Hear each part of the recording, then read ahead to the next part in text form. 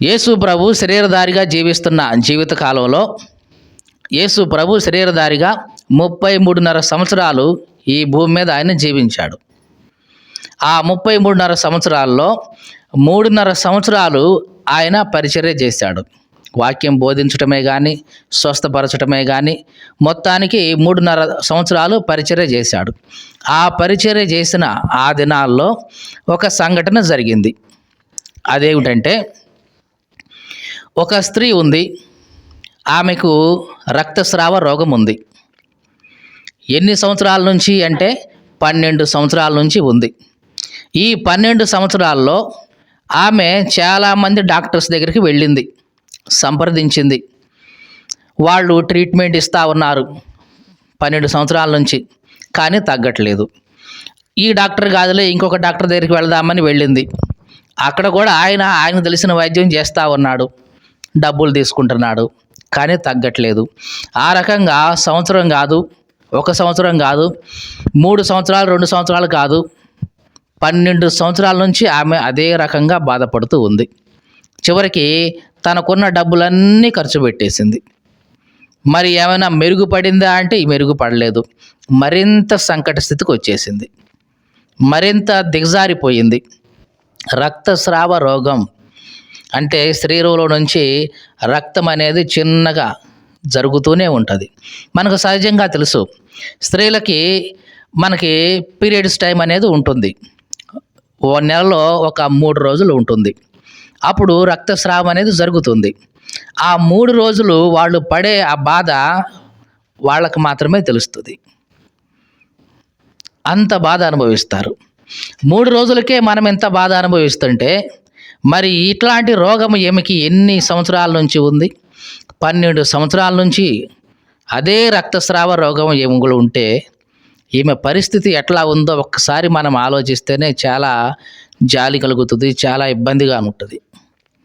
నిజంగా 3 రోజులకే మనం ఎంతగా బాధపడుతున్నాం, ఈమె 12 సంవత్సరాల నుంచి అదే బాధ అనుభవిస్తుందే అని ఆలోచిస్తే నిజంగా ఆమె స్థితి ఎంత దయనీయంగా ఉందో అర్థమవుతుంది.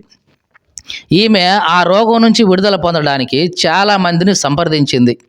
ఎంతమందిని సంప్రదించిందో తెలియదు. తనకున్న డబ్బులన్నీ ఖర్చు పెట్టేసుకుంది. పోనీ ఏమైనా బాగుపడిన సూచనలు ఉన్నాయా అంటే లేదు. మరింత సంకటపడిపోయింది, బాగా బలహీనమైపోయింది. ఇక ఒకానొక స్థితికి వచ్చేసింది ఈమె. ఏమని?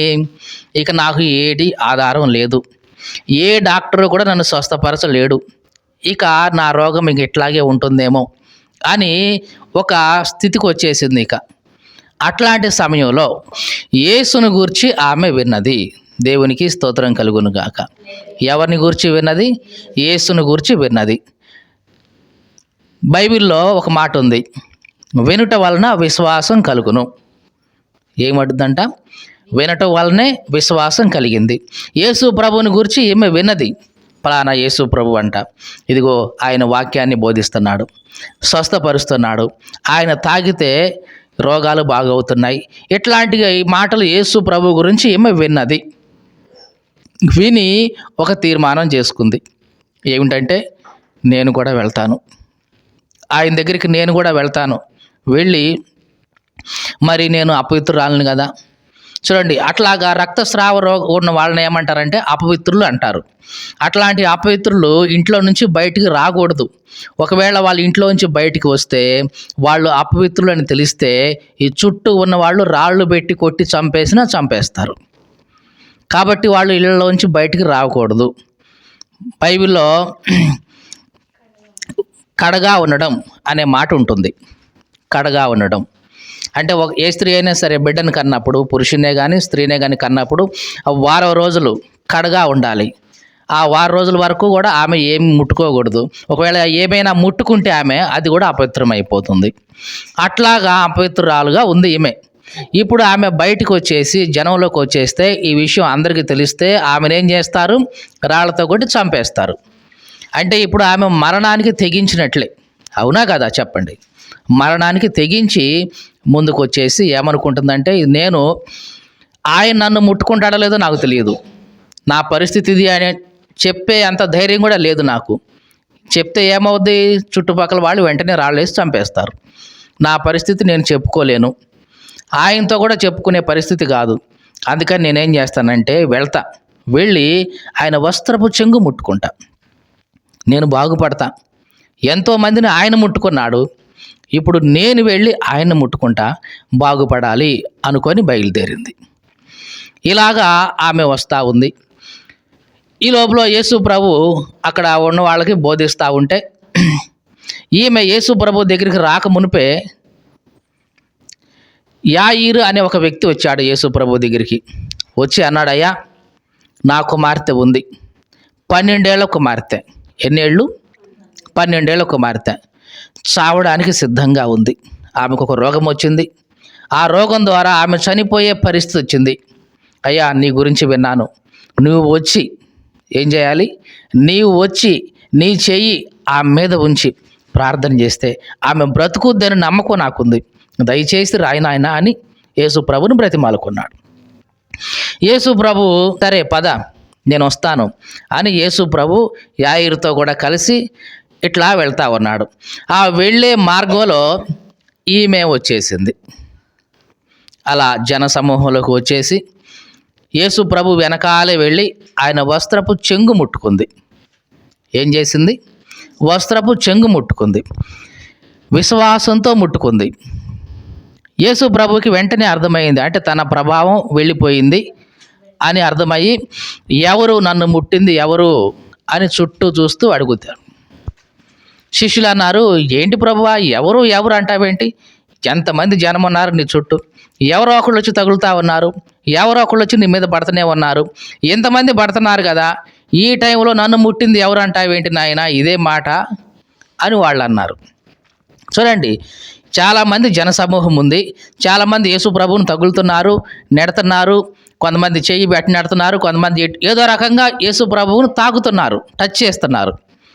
కానీ వాళ్ళకెవరికి స్వస్థత లేదు, వాళ్ళకెవరికి ప్రభావం పోలేదు యేసుక్రీస్తులో నుంచి. కానీ ఈమె తాకింది, విశ్వాసంతో తాకింది. ఈమెలోకి యేసు యొక్క ప్రభావం వచ్చేసింది. దేవునికి స్తోత్రం కలుగునుగాక. ఈ లోకంలో జరిగే పరిస్థితి ఇదే. చాలామంది యేసు ప్రభు దగ్గరికి వస్తుంటారు, ఏదో చేస్తుంటారు, కానీ వాళ్ళ జీవితాల్లోకి దేవుని ప్రభావం వెళ్ళదు. కానీ ఎవరైతే విశ్వాసంతో వచ్చి ఆయన ముట్టుకుంటారో వాళ్ళ జీవితాల్లో దేవుని ప్రభావం వెళ్ళిపోతుంది. మీకు అర్థమైందండి? మామూలుగా ముట్టుకునేది వేరు, విశ్వాసంతో కావాలని ముట్టుకుంది వేరు. మామూలుగా దేవుని సన్నిధికి వచ్చి దేవుని మాటలు విని ఏదో దేవునిలో ఉండడం వేరు, విశ్వాసంతో ఇక నీవే ఆధారం నాయనా, ఇక నాకు వేరొక దిక్కు లేదు అనే విశ్వాసంతో రావడం వేరు. ఈ స్త్రీ అటువంటి విశ్వాసంతో వచ్చింది. దీన్ని మనం ఇక్కడ ఏమని పిలుస్తున్నామంటే బలమైన విశ్వాసం. దేవునికి స్తోత్రం కలుగునుగాక. ఈమెలో ఉన్న విశ్వాసం ఎటువంటిది? బలమైన విశ్వాసం. ఎంత బలమైందంటే చావుకు తెగించిన విశ్వాసం. అవునా కాదా? ఈమె అట్లా బయటకు వస్తే, ఈమె ఎట్లాంటిదని తెలిస్తే చంపేస్తారు. అయినా సరే చావుకు తెగించి ఈమె దేవుని దగ్గర రావడానికి ఇష్టపడింది. ఇది నిజంగా బలమైన విశ్వాసం అంటే. ఇంతకంటే బలమైన విశ్వాసం లోకంలో ఉండదండి. ఇక చాలామంది దేవుని సన్నిధికి రావడానికి బలహీనమైన విశ్వాసంతో ఉంటారు. అంటే వస్తే పక్కోళ్ళు ఏమని అనుకుంటారేమో, వస్తే ఇంటి పక్కోళ్ళు ఏమని అనుకుంటారేమో, వస్తే మా ఊరోళ్ళు ఏమని అనుకుంటారేమో, ఇలాగా వాళ్ళ విశ్వాసం బలహీనంగా ఉంటుంది. అట్లాంటి బలహీనమైన విశ్వాసం ద్వారా మన జీవితాల్లో ఏ కార్యాలు జరగవు. ఈమె బలమైన విశ్వాసంతో యేసు ప్రభు దగ్గరికి వచ్చింది. వెంటనే యేసు ప్రభువును ముట్టుకుంది. తన యేసు ప్రభు యొక్క ప్రభావం తనలోకి వచ్చేసింది. వెంటనే ఆమె రక్తధార కట్టింది. దేవునికి స్తోత్రం కలుగునుగాక. ఎన్ని సంవత్సరాల నుంచి ఉంది ఆ బాధ? 12 సంవత్సరాలు.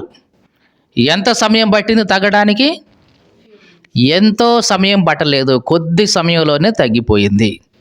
దేవునికి స్తోత్రం కలుగునుగాక. ఇదంతా ఎట్లా జరిగింది? బలమైన విశ్వాసంతో ఆమె వచ్చింది, అలా ముట్టుకుంది. ఎంత బలమైన విశ్వాసం అంటే, దేవా ఇక నీవు తప్ప నాకు ఆధారం లేదు. ఎంతోమంది డాక్టర్ దగ్గరికి వెళ్ళాను, ఏమీ జరగల. కానీ ఇప్పుడు నీవు తప్ప ఇక నాకు వేరే ఆధారం లేదు. తండ్రి బాగు చేసినా నీవే, ఇక వదిలేసినా నీవే, ఇక పూర్తిగా నీ మీదనే ఆధారపడుతున్నాను, ఇక నాకు వేరొక ఆప్షన్ లేదు అనుకొని వచ్చింది. ఇది నిజంగా బలమైన విశ్వాసం అంటే. దేవుడు తప్ప ఇక నాకు ఏ ఆధారం లేదు, దేవుడే నాకు దిక్కు అని ఎప్పుడైతే నీవు దేవుని సన్నిధికి వస్తావో అప్పుడు నీ జీవితాల్లో కార్యం ప్రారంభమవుతుంది. అంతకుముందు మనం చూసాం, దేవా మాకు ఎవరు సహాయం చేయట్లేదు, నీవే మాకు దిక్కు అని ప్రార్థన చేశాడు. ఏమని ప్రార్థన చేశాడు? నీవే మాకు దిక్కు అని ప్రార్థన చేశాడు. దేవుడు వెంటనే రంగంలోకి దిగాడు. దేవునికి స్తోత్రం కలుగునుగాక. అంటే దేవుడే నాకు ఆధారం, ఇక ఎవరు నాకు ఆధారం కాదు. ఎవరు ఉన్నా లేకపోయినా దేవా నీవే అని ఎప్పుడైతే నీవు దేవుని సన్నిధికి వస్తావో అది నిజమైన బలమైన విశ్వాసం. ఇట్లాంటి బలమైన విశ్వాసం నీకుంటే గనక తప్పనిసరిగా దేవుని కార్యాలు తక్షణమే జరుగుతాయి. ఏమంటున్నాం? దేవుని కార్యాలు ఎట్లా ఉంటాయి? తక్షణమే జరుగుతాయి, ఇక ఆలస్యం అనేది ఉండదు. మరి నీ విశ్వాసం ఎట్లా ఉంది? బలమైన విశ్వాసంతోనే ఉన్నావా? ఒక్కసారి మనలను మనం పరీక్షించుకోవాలి. ఇక్కడ జాగ్రత్తగా చూడండి. యేసు ప్రభు దగ్గరికి ఇద్దరు వచ్చారు. ఒక ఆమె 12 ఏళ్ళ నుంచి రక్తస్రావ రోగంతో బాధపడుతున్న స్త్రీ వచ్చింది.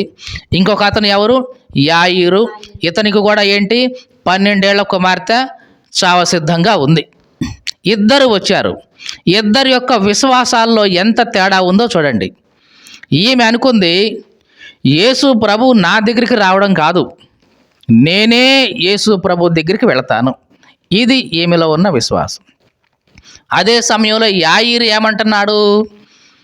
ప్రభువా నువ్వు ఇంటికి రా. నువ్వు ఎక్కడికి రావాలి? మా ఇంటికి రా. ఈమె ఏమంటుంది? యేసు ప్రభు నా దగ్గరికి రావడం కాదు, నేనే యేసు ప్రభు దగ్గరికి పోతా. కానీ యాయిరు ఏమంటున్నాడు? యేసు ప్రభువా నువ్వు మా ఇంటికి రా అని పిలుస్తున్నాడు. ఎంత తేడా ఉంది విశ్వాసంలో, జాగ్రత్తగా చూడండి. యాయిరు యొక్క విశ్వాసం ఈమెతో పోల్చుకుంటే బలహీనంగా కనిపిస్తుంది, అవునా కాదా? ఈమె ఎంత విశ్వాసం అంటే యేసు ప్రభు నా దగ్గర రావటం కాదు, నేనే యేసు ప్రభు దగ్గరికి పోతా. కానీ యాయిరు ప్రభువా రాయ్యా ఇంటికి అని అంటున్నాడు. ఇంకా ఏమేమంటుంది? యేసు ప్రభు నన్ను ముట్టుకోవడం కాదు, నేనే ఆయన్ని ముట్టుకుంటా. కానీ యాయిరు ఏమంటున్నాడు? ప్రభువా నువ్వు ఇంటికి రా, ఇంటికి వచ్చి నా బిడ్డ మీద నీ చేయి పెట్టు, ప్రార్థన చేయి, అప్పుడు బాగుపడుద్ది. చూడండి ఎంత తేడా ఉంది. ఇది నిజంగా బలమైన విశ్వాసం అంటే. యేసు ప్రభు నా దగ్గర రావడం కాదు, నేనే యేసు ప్రభు దగ్గరికి వెళతా. యేసు ప్రభు నన్ను ముట్టుకోవడం కాదు, నేనే విశ్వాసంతో ప్రార్థన ద్వారా నేను ఆయన్ని తాకుతా, అప్పుడు నా జీవితం బాగుపడుతుంది అని ఈమె వచ్చేసింది. ఇది నిజంగా బలమైన విశ్వాసం అంటే. ఇట్లాంటి విశ్వాసం కనుక నీకుంటే తప్పనిసరిగా నీ జీవితాల్లో కార్యాలు జరుగుతాయి, అవి ఏవైనా సరే, అందుట్లో ఎటువంటి సందేహం లేదు. ఈ స్త్రీ అటువంటి విశ్వాసంతో వచ్చేసింది. వెంటనే ఆమె కార్యాలు చూసింది. ఇక యేసు ప్రభు అన్నాడు, ఎవరు నన్ను ముట్టింది అని అన్నప్పుడు శిష్యులు అన్నారు, ఇదేంటి నాయనా, ఇంతమంది నీ మీద పడుతున్నారు కదా, ప్రతి ఒక్కరు నిన్ను ముట్టుకుంటూనే ఉన్నారు కదా, ఎవరు ముట్టిందని అడుగుతామేంటి అంటే యేసు ప్రభు అసలు ఎవరు, ఉద్దేశపూర్వకంగా విశ్వాసంతో వచ్చి ముట్టుకున్న ఆమె ఎవరు అని ఆమెను చూడడం కోసం యేసు ప్రభు అంటే ఇక ఆమె ఎంతసేపటికి ఇక లోపల దాగి ఉండలేదు అని అర్థమైంది. వణుకుతూ వణుకుతూ వచ్చింది ఇప్పుడు ముందుకి, ప్రభువా నేనేనయ్యా. అప్పుడు యేసు ప్రభు, అమ్మ నీ పరిస్థితి ఏంటి, ఇంకేం జరిగింది, ఇక్కడ ఉన్న వాళ్ళందరికీ కూడా చెప్పమంటే అప్పుడు చెప్పింది, అయ్యా నేను పలానా స్త్రీని, 12 ఏళ్ళ నుంచి నాకు ఈ రక్తస్రావ రోగం ఉంది. ఎంతోమంది డాక్టర్ దగ్గరికి వెళ్ళాను, సంప్రదించాను, నాకున్నదంతా ఖర్చు పెట్టుకున్నాను, కానీ నా పరిస్థితి ఏమాత్రం మెరుగుపడలేదు, సరిగదా దిగజారిపోయింది. యేసు ప్రభు గురించి విన్నాను, ఆయన చేసే కార్యాల గురించి విన్నాను, ఇదిగో నేను వెళ్ళి ఆయన వస్త్రపు చెంగు ముట్టుకుంటే చాలనుకున్నాను, ఆ నమ్మకంతో వచ్చాను. వచ్చి ఎవరికి కనబడకుండా ఆయన చెంగు ముట్టుకున్నాను, వెంటనే దేవుని ప్రభావం నాలోకి వచ్చేసింది, నేను బాగుపడ్డానయ్యా అని సాక్ష్యం ఇచ్చింది. యేసు ప్రభు అన్నాడు, అమ్మా నీ విశ్వాసం నిన్ను స్వస్థపరిచింది, ఇక సమాధానంగా నువ్వు వెళ్ళిపో, నీ నమ్మిక చొప్పునే నీకు కలుగుతుంది స్వస్థత, వెళ్ళిపో అనిపోయాడు. ఇక ఇట్లా మాట్లాడుతూ ఉన్న ఈ సమయంలోనే యాయిరు ఇంటి దగ్గర నుంచి కొంతమంది వచ్చారు. వచ్చి, యాయిరు నీ కుమార్తె చనిపోయింది, ఇక బోధకుడిని శ్రమ పెట్ట మాకు ఎందుకు, ఇక బోధకుడు ఏమీ చేయలేట్లేదు, చనిపోయింది కదా నీ కుమార్తె, ఇంకెందుకు వదిలేసేయి అని చెప్పారు. యేసు ప్రభు కూడా విన్నాడు ఆ మాట. వినకుండా ఉంటాడా? పెద్ద కథ చెప్పింది వాళ్ళు. అప్పుడు యేసు ప్రభు యాయిరుతో అన్నాడు, భయపడ మాకు, నమ్మకం మాత్రం ఉంచు అన్నాడు. సరే అని ఇక యాయిరు ఇంటికి యేసు ప్రభు వెళ్ళాడు శిష్యులతో కూడా కలిసి. వెళ్ళిన తర్వాత జాగ్రత్తగా చూడండి, యాయిరు కుమార్తె చనిపోయిందన్నాం కదా, ఆ ఇంటి చుట్టూ ఇంటి నిండా జనం గుమిగూడి ఉన్నారు. యేసు ప్రభు దగ్గరికి పోయాడు, ఒక మాట అన్నాడు, స్థలం ఇయ్యండి, ఆమె నిద్రిస్తూ ఉందే కానీ చనిపోలేదు అని. అక్కడ ఉన్న వాళ్ళందరూ కూడా యేసు ప్రభువుని చూసి ఎగతాళి చేశారు, అపహాస్యం చేశారు. ఈయన ఒట్టి పిచ్చోడ్లాగా ఉన్నాడు. అరే, యువతల మనిషి చనిపోయి ఉంటే నిద్రిస్తూ ఉంది, చనిపోలేదు అంటున్నాడు, ఈయనకి ఏమన్నా పిచ్చి పట్టిందా ఏంటని యేసు ప్రభువుని ఎగతాళి చేశారు, అపహాస్యం చేశారు. చాలా జాగ్రత్తగా చూడండి, యేసు ప్రభువుకి అక్కడ స్థలం లేదు. అందుకని యేసు ప్రభు ఏమన్నాడు, స్థలం ఇయ్యండి అన్నారు. మళ్ళీ యేసు ప్రభుకు అక్కడ ఏమి ఎదురైంది? ఎగతాళి ఎదురైంది, అపహాస్యం ఎదురైంది. నీవు నేనే గనక ఆ స్థలంలో ఉంటే ఏమంటామో తెలుసా?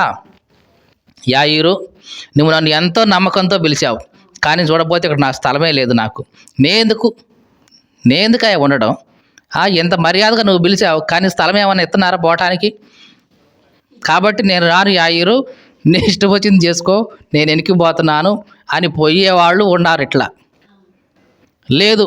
ఒకవేళ అప్పటికీ స్థలం ఇస్తే యేసు ప్రభు ఒక మాట చెప్పాడు, స్థలం ఇవ్వండి, ఈ చిన్నది నిద్రిస్తూ ఉంది కానీ చనిపోలేదు అన్నాడు. దానికి వెంటనే మిగతా వాళ్ళందరూ కూడా ఆయన్ని అపహాస్యం చేశారు. చూసావా యాయిరు, ఏదో నువ్వు పిలిచావని చెప్పి నేను నీ ఇంటికి వస్తే, నీకేదో మేలు చేద్దామని వస్తే నన్ను ఇంతమందిలో వీళ్ళు అపహాస్యం చేస్తున్నారు, అసలు ఇట్లా రావచ్చు అనే ఇంటికి అని యేసు ప్రభు వెనక్కి వెళ్ళిపోయాడా? వెళ్ళిపోలా.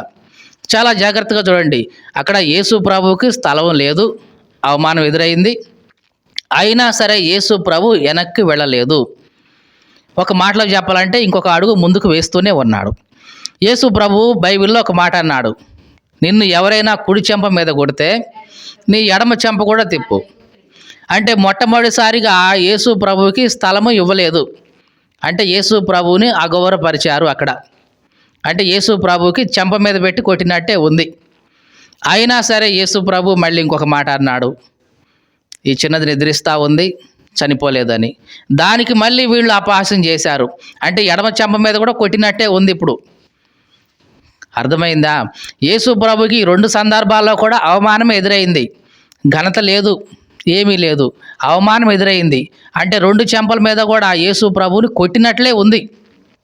అయినా సరే యేసు ప్రభు ముందుకే వెళుతున్నాడు తప్ప వెనక్కు మాత్రం తగ్గడం లేదు.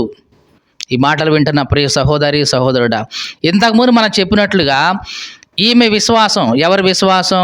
12 ఏళ్ల నుంచి రక్తస్రావ రోగంతో బాధపడుతున్న ఆమె యొక్క విశ్వాసం ఎట్లాంటిదన్నాం? బలమైన విశ్వాసం అన్నాం. యాయిరు యొక్క విశ్వాసం ఎట్లా ఉందన్నాం? బలహీనంగా ఉందన్నాం.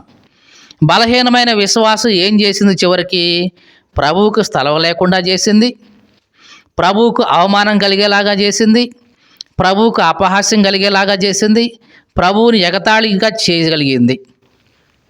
అయినా సరే యేసు ప్రభు ఏమాత్రం కూడా బాధపడలేదు. అక్కడ యేసు ప్రభువుని పొగిడారని చెప్పేసి ఈమె దగ్గర, ఎక్కడ 12 ఏళ్ల నుంచి రక్తస్రావ రోగం పడుతుంది ఆమె దగ్గర, అక్కడ దేవుని యొక్క నామం ఘనపరచబడింది. అవునా కాదా? అందరి ముందు హెచ్చించబడింది. ఇట్లాగా ఘనపరచబడిందని, హెచ్చించబడిందని చెప్పి యేసు ప్రభు పొంగిపోలేదు. యాయిరు దగ్గరికి వచ్చిన తర్వాత అవమానం కలిగిందని యేసు ప్రభు కృంగిపోలేదు.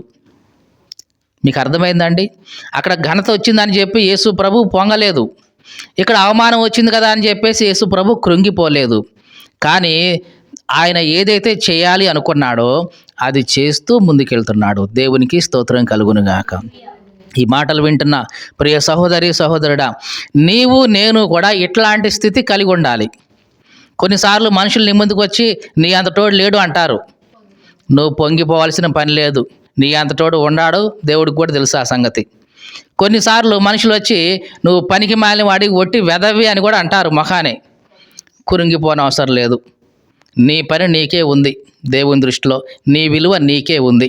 ఏ మాత్రం కూడా కృంగిపోయిన అవసరం లేదు. మనుషులు నిన్ను పొగిడారని పొంగిపోవాల్సిన అవసరం లేదు. అలాగే ఏదో అన్నారని చెప్పి కృంగిపోవాల్సిన పని లేదు. నీ పని నీకు ఉంది, నీ విలువ నీకుంది దేవుని దృష్టిలో. నీ పని నువ్వు చక్కగా చేసుకుంటూ వెళ్ళు. ఇది దేవుడు మనకు నేర్పే పద్ధతి. అర్థమైందండి ఈ మాట? కాబట్టి మనుషులు ఇచ్చే ఘనత కోసమో వాటి కోసమో నువ్వు ప్రాకులాడాల్సిన పని లేదు. ఎందుకంటే కాసేపు వాళ్ళే పొగుడుతారు, మళ్ళీ తర్వాత వాళ్ళే ఏం చేస్తారు, తిడతారు కూడా. కాబట్టి వాళ్ళ మీద నీ విశ్వాసం, నీ దృష్టి ఎప్పుడు కూడా ఉండకూడదు. యేసు ప్రభు మనకు నేర్పుతూ ఉంది ఇదే. ఇక యేసు ప్రభు యాయీరు ఇంటికి వెళ్ళిన తర్వాత అక్కడ అవమానం ఎదురైనా సరే యేసు ప్రభు ముందుకు వెళ్ళిపోయాడు. ఆమెను ముట్టుకున్నాడు. తలీతా కుమి అన్నాడు. అంటే చిన్నదానా లే అని వాళ్ళ భాషలో అర్థం. ఆమె లేచింది. లేచిన తర్వాత ఆమెకు ఆహారం పెట్టండి అని చెప్పేసి, ఇదిగో ఈ విషయాలు ఎవరికి ఏమి చెప్పొద్దు, బాహాటం చేయొద్దు, బహిరంగం చేయొద్దు అని చెప్పేసి వచ్చేసాడు. జాగ్రత్తగా చూడండి, 2 విశ్వాసాలని మనం ఇక్కడ చూస్తున్నాం. బలమైన విశ్వాసం, బలహీనమైన విశ్వాసం. బలమైన విశ్వాసం దగ్గర ఏం జరిగింది? కార్యం వెంటనే జరిగింది. బలహీనమైన విశ్వాసం దగ్గర కార్యం ఎట్లా జరిగింది? ఆలస్యంగా జరిగింది. అవునా కాదా? ఆలస్యంగా జరిగింది. అది కూడా యేసు ప్రభువుకి అవమానం కలిగింది, యేసు ప్రభువుకి అపహాస్యం కలిగింది, యేసు ప్రభు నామానికి ఎగతాళి కూడా జరిగింది అక్కడ. అయినా సరే యేసు ప్రభు ప్రేమ కలిగిన వాడు కాబట్టి, దయ కలిగిన వాడు కాబట్టి ఆ అవమానాన్ని, అపహాస్యాన్ని భరించి అక్కడ కార్యం చేశాడు. అవునా కాదా?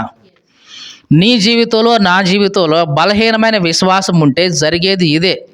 దేవుడు చేస్తాడు, కానీ ఎప్పటికీ ఈ లోపల దేవుని నామానికి అవమానం వస్తుంది, ఆయన నామం ఎగతాళి అవుతుంది, ఆయనకి ఇబ్బంది కలుగుతుంది. ఎంత ఇబ్బంది పడుతూ కూడా దేవుడు నీ కోసం చేస్తాడు దాన్ని.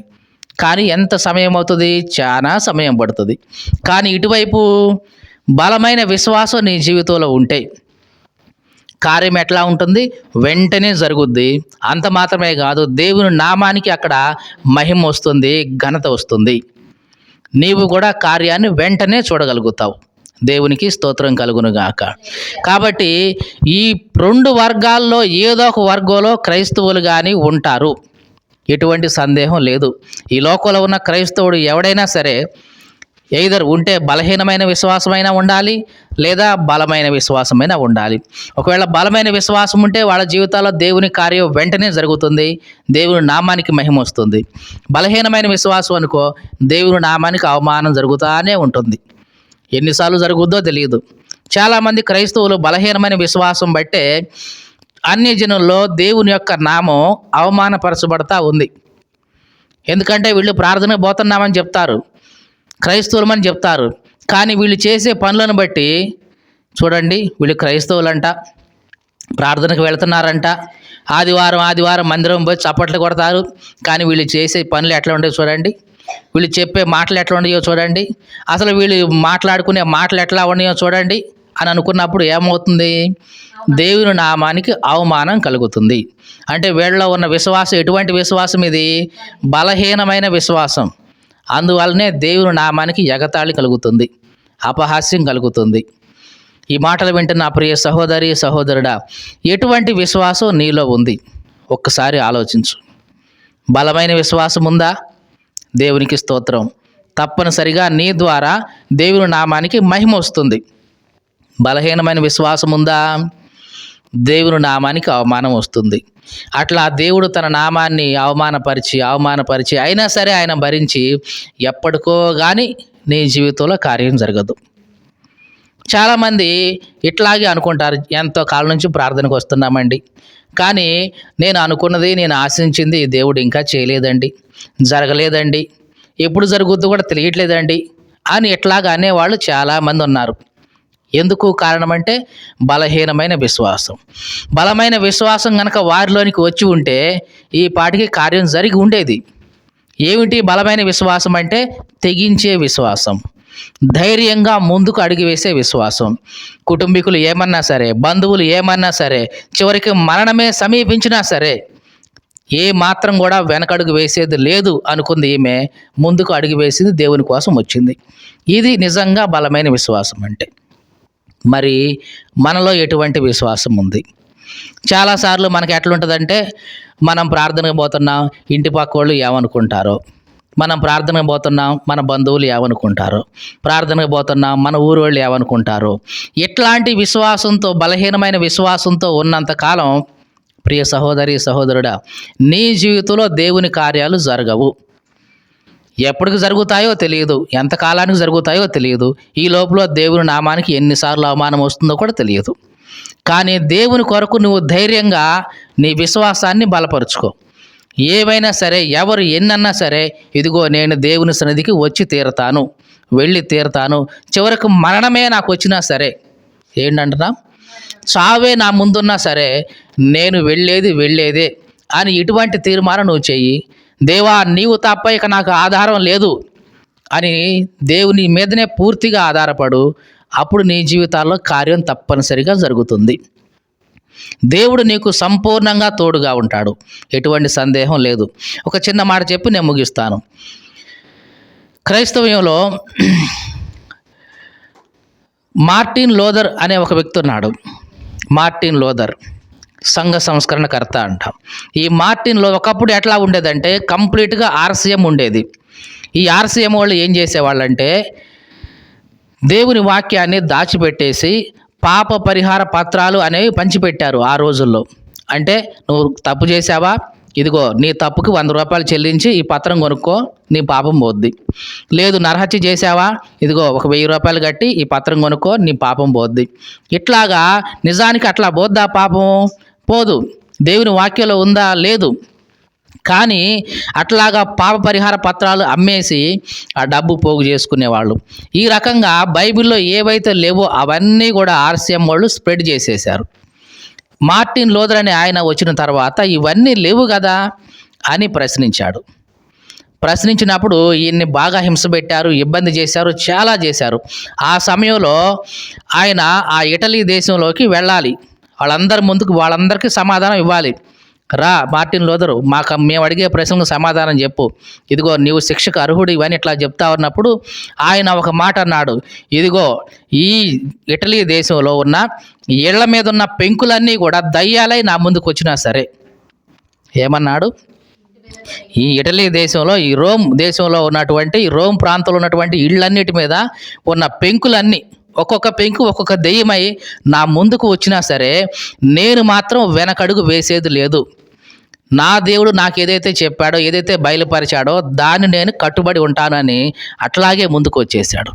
అలాగ వచ్చి అందరికీ సమాధానం చెప్పాడు. కాబట్టే ఇప్పుడు మనకి ఆర్సీఎం కాకుండా ఈ ప్రొటెస్టెంట్ అనేది మనకు వచ్చేసింది. అందుకనే బైబిల్ మనకి చేతిలో ఉంది ఇప్పుడు. ఒకప్పుడు ఆర్సీఎం మొత్తం ఉన్నప్పుడు బైబిల్ ఎవరి దగ్గర ఉండేది కాదు, ఒక పోపు దగ్గర మాత్రమే ఉండేది, లేదా పెద్ద గ్రంథాలయం ఉంటే దాంట్లో మాత్రమే ఉండేది. ఇక ఎవరి చేతికి అందనిచ్చేవాళ్ళు కాదు బైబిల్. ఎందుకంటే అందితే దీంట్లో ఉన్నాయి చదువుకుంటారు, దీంట్లో ఉన్నాయి చదువుకుంటే సత్యం ఏంటో తెలుస్తుంది, వాస్తవం ఏంటో తెలుస్తుంది. కాబట్టి వీళ్ళకి దేవుని వాక్యం అందకూడదు. కేవలం ఒక పోపు దగ్గర మాత్రమే ఉండేది బైబిల్. కానీ మార్టిన్ లూథర్ వచ్చిన తర్వాత అవన్నీ సరిచేశాడు. ఇప్పుడు బైబిల్ ప్రతి ఒక్కళ్ళ చేతిలో ఉండగలిగింది. ఏముంది లోపల, ఏది నిజం, ఏది సత్యం అనేది మొత్తం కూడా ప్రతి ఒక్కరు చదువుకోగలిగే విధంగా బైబిల్ని దేవుడు మన చేతిలో పెట్టాడు మార్టిన్ లూథర్ గారి ద్వారా. ఇదంతా జరిగింది. ఇదంతా ఎందుకంటున్నామంటే, దేవుని కోసం వాళ్ళు వేసిన అడుగు ధైర్యంగా. ఒకవేళ ఆనాడే గనక మార్టిన్ లూథరు, ఇంతమంది నాకు వ్యతిరేకంగా ఉన్నారు, ఇంతమంది నన్ను ఇట్లా ఇబ్బంది పెడుతున్నారు, నేందుకు అందరితో పాటే ఉంటే పోలా అని గనక మార్టిన్ లూథర్ అనుకొని ఉంటే, ఈనాడు నీకు నాకు ఈ చేతిలో బైబిల్ ఉండేది కాదు. దేవుని కోసం వాళ్ళు బలమైన విశ్వాసంతో ముందుకు అడుగు వేశారు. వాళ్ళ జీవితాలే కాకుండా వాళ్ళ తర్వాత తరాలు కూడా ఆశీర్వాదకరంగా ఉన్నాయి. నీకు అర్థమవుతుందండి? దేవుని కోసం ఒక్క అడుగు ధైర్యంతో నువ్వు ముందుకేసి చూడు. నీ జీవితమే కాదు, నీ తర్వాత పిల్లల జీవితాలన్నీ కూడా చాలా ఆశీర్వాదకరంగా ఉంటాయి. అట్లాంటి కృప దేవుడు నీకు ఇస్తాడు. ఎందుకు? నువ్వు బలమైన విశ్వాసంతో ముందుకు అడుగేసావు కాబట్టి, ప్రాణానికి తెగించి అడుగు వేసావు కాబట్టి, నిందలు అవమానాలు ఇవన్నీ ఎన్నొచ్చినా సరే వెనకడుగు వేసేది లేదు అనుకొని ముందుకు అడుగేసావు కాబట్టి, ఇదిగో నీవు ఆశీర్వాదకరంగా తయారవుతావు. నీ ద్వారా నీ చుట్టూ ఉన్న వాళ్ళందరికీ కూడా ఆశీర్వాదం వస్తుంది. నీ తర్వాత తరం కూడా నీ ద్వారా ఆశీర్వదించబడతారు. దేవునికి స్తోత్రం కలుగునుగాక. మరి మనం ఎటువంటి విశ్వాసంతో ఉన్నాం? ఒక్కసారి మనల్ని మనం పరీక్షించుకుందాం.